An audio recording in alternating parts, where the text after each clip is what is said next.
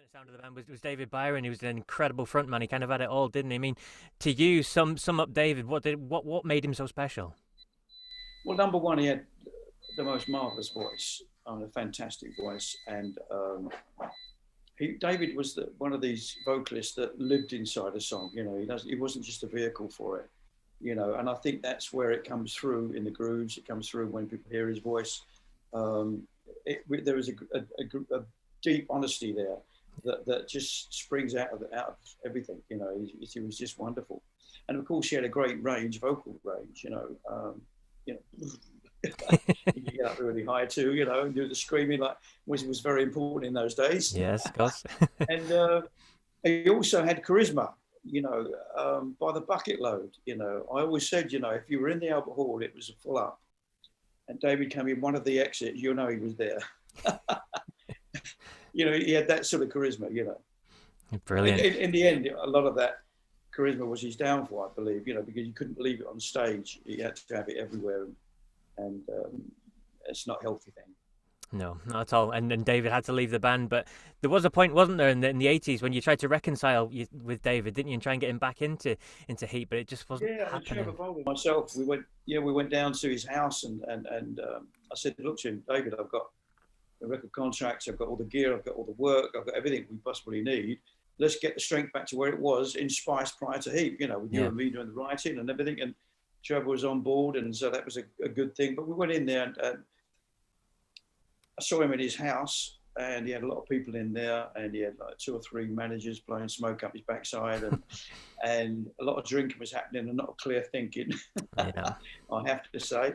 And in the end, he was just so immersed in his solo project that he, you know, I think he was putting together Rough Diamond at the time. He was so immersed in all that he couldn't see any other way to go than the way he went, you know.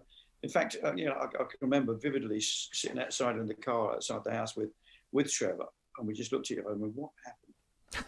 We went in with all these great ideas, all these great offers and everything to launch him back to where he should be, and it wasn't to be. What's going to happen?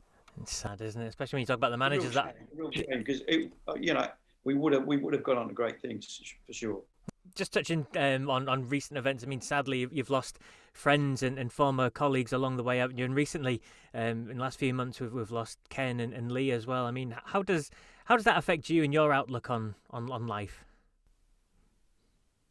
Well, first and foremost, you know, it's sad, and it's like, you know, being punched in the face, you know, 30 times by Mike Tyson. You know, you're absolutely stunned by it all, really. I mean, Lee, I could understand because he'd been fighting his particular cancer and stuff, and his illness for 5 years or so, you know. And so every time I saw him, I saw the progression not being good. So it wasn't quite such a shock, even though when it still comes, it's a big shock, you know. Because I saw him the week before in his home prior to him passing away, and you know, chatting to him about all the old things, you know, you can see him come to life when we talk about it. You swap the old stories and the jokes and the camaraderie we had, and we were like brothers running the world together, you know.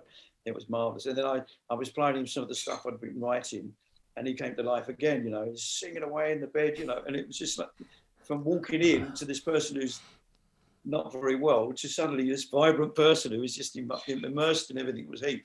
It was lovely, yeah, and he was a good man. But then someone like Ken, I had no idea. I think I was on the phone to our keyboard player, Phil Lanson, at the time, and he said, "You're not going to believe this. I just got a message that Ken's passed away." I said, "Oh, wow."